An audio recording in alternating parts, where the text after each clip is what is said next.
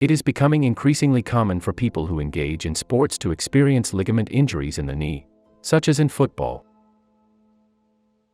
Sometimes, these injuries occur in accidents that may not appear severe, but where the knee ligament could have been injured. So, how can you recognize if you have a ligament injury, a sprain, in your knee? First, let's see that there can be three types or three areas where ligaments can be injured. Firstly, the lateral collateral ligament, which is thicker and acts like a cord between the head of the fibula and the femur. It is the outer part of the knee. If we consider our patient lying on the examination table, for the right knee, it would be the outer part, and for the left knee, it would also be the outer part. The lateral collateral ligament. Then we have the medial collateral ligament, which is thinner but wider. And then there are the cruciate ligaments that we see in the image. Firstly, if someone believes they may have a ligament injury, they need to understand that there must have been a traumatic event. In other words, for there to be a ligament injury in the knee, there must have been a sudden movement. Someone fell on your leg and bent it, as I will explain now. There must have been a previous accident. Spraining your knee doesn't happen just by running without noticing. That would be a different type of knee injury, such as tendinitis. So, it is crucial to understand that there must have been a prior accident, a trauma. The second part is to determine if the ligament may be injured and to what degree by examining each ligament. For example, let's focus on the medial collateral ligament of the knee, as I mentioned earlier, which is located on the inner side of the knee. There must be pain when palpating it. If we consider the left knee, as seen in the image, with the femur and the tibia, the medial collateral ligament is like a broad band that extends from the inner part of the tibia to the inner part of the femur. What does this band do? When the knee tries to open in that direction, it restrains it, as if holding it. So, there must be intense pain when palpating this area, an intense pain, a sensation of swelling, localized inflammation only in the inner area. In addition to the red and inflamed area, which is very painful to touch, we can assess the tension of the ligament and see if it hurts a lot when tension is applied. How do we apply tension to the ligament? Well, with the knee slightly bent, I'm going to push in that direction with this hand, as if trying to open it. If this is the femur and the tibia, it's like trying to open it.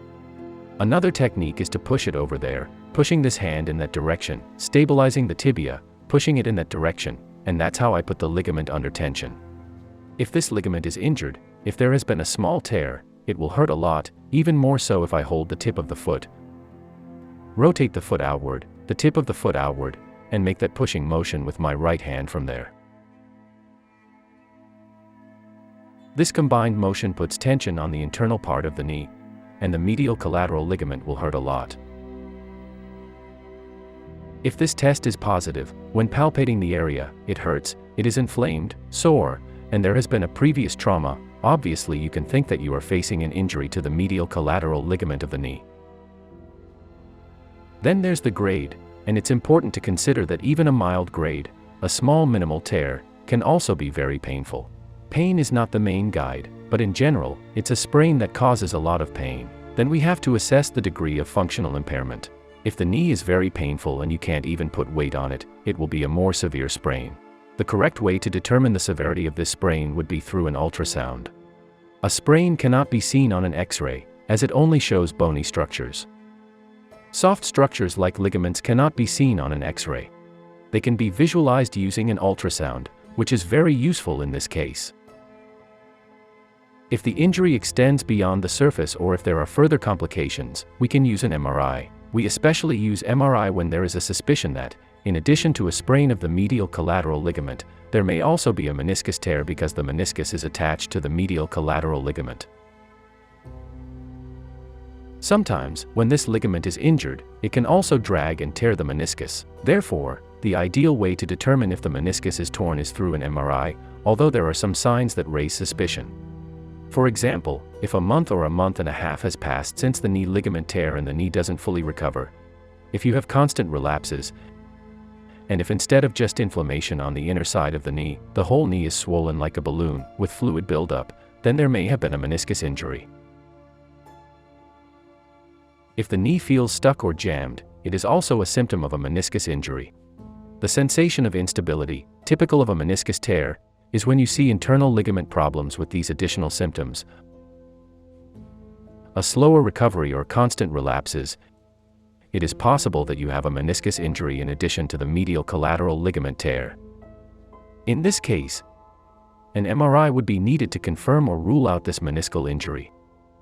If there is only pain on the inner side, inflammation on the inner side, and the test is positive, then we are dealing with a medial collateral ligament sprain. This is the most common injury, the medial collateral ligament sprain. Occasionally, we can have a sprain of the lateral collateral ligament. Let's focus on the right knee. As I mentioned before, it goes from the head of the fibula to the outer part of the femur. It's a thicker ligament, more rounded, like a cord. It's a less common sprain, but also very painful. If we were to put tension on it, the opposite would happen. Here, I would stabilize it and push the knee in that direction. Slightly bent and pushing in that direction, as if trying to open the femur and tibia. That would put the ligament at the back under tension. This would be the left knee, so it would be like opening it in that direction. By putting tension on the ligament, if it's torn or injured, it will hurt, because a sprain is exactly that, a partial rupture, a partial tear of the ligament. There will be pain, of course, when palpating the area, and there will be inflammation in the area. It's easy to palpate it when you put the knee in this position. Let the knee fall towards there and slide towards the outer side of the knee, and you will immediately feel a cord protruding, a cord in this area. This intermediate area, there you have the cord that can be palpated. Let it fall and put more tension on it, and that cord will hurt a lot if the ligament is injured. It's less common for it to aesthetically cause or be associated with meniscus injuries, but it should never be ruled out. So, an accident, a misstep, an opponent's tackle, a violent tackle in a football match, and sometimes the consequences on the knees are unpredictable. But if the pain is localized only on the outer side, only when palpating that area, and the tension test is positive, we would suspect, to varying degrees, an injury to the lateral collateral ligament. And finally, we have injuries to the cruciate ligaments, the dreaded ruptures of the cruciate ligament, especially the anterior cruciate ligament, ACL. Unfortunately, sometimes this ligament, when subjected to sudden tension, for example, when the medial collateral ligament tears while skiing in a football match or due to a strong impact on the knee or a misstep that causes a violent gesture, the medial collateral ligament can tear, the medial meniscus can tear, and sometimes the anterior cruciate ligament can also tear. It's the dreaded triad, a reminder of that triad, and the most serious injury is to the cruciate ligament. This ligament can experience a strain, a small tear, but often it completely tears, which doesn't happen as frequently with the medial collateral ligament, which tends to have partial tears. The cruciate ligament can completely rupture and requires surgical treatment for repair. A wonderful operation with very good results in an injury that, in the past, would have caused someone to retire from sports or at least from competition. Nowadays, the recovery is quite intense and long, up to 6 months. But surgical skill is very effective. How can we diagnose it? There is a common sign called the anterior drawer sign.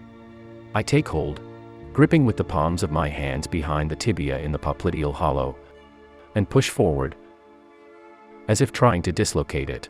If this is the tibia and the femur, pushing the tibia forward to create that anterior drawer movement.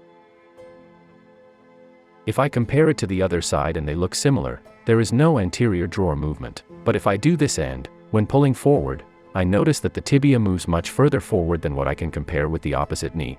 Then there is a tear of the anterior cruciate ligament.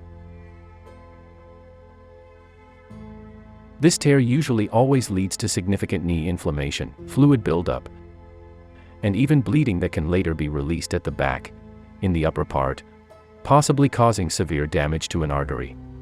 In other words, the patient's sensation of instability is significant, a feeling of great severity. Sometimes the pain is not much different from that of the medial ligament, but if there is a sense of instability, the feeling that something has broken inside, and significant knee inflammation, it's also variable. Some patients experience high levels of swelling, while others have less, but in general, the knee is swollen like a balloon, whereas with the lateral ligaments, the inflammation is more localized, either on the inner or outer side depending on the ligament. And as I mentioned, this sensation of inflammation, instability, and greater severity may lead us to suspect along with the anterior drawer sign, a meniscal injury. The ideal confirmation is to assess the severity of this anterior cruciate ligament tear through an MRI, as I mentioned before. It can even reveal that, unfortunately, it is associated with injuries to the medial meniscus and the medial collateral ligament. The repair of this ligament should be surgical in all cases. Rehabilitation would then be a different story.